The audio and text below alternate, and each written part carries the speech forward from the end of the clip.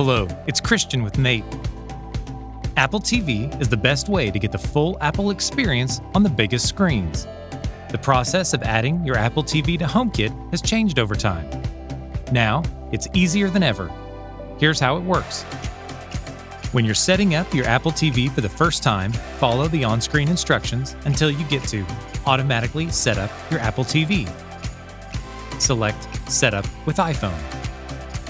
Unlock your iPhone, iPad, or iPod Touch. Make sure it's on the Wi-Fi network you want your Apple TV to use, and make sure your Bluetooth is on.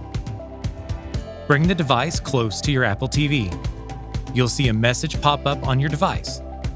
Select Setup. Then enter the authentication code when it appears on the TV. This will automatically add the Apple TV to your HomeKit home when you select which room it belongs in. If you're adding an existing Apple TV, go to Users and Accounts. If you're not signed in, select Add Default User. The process from here is similar to setting up a new Apple TV.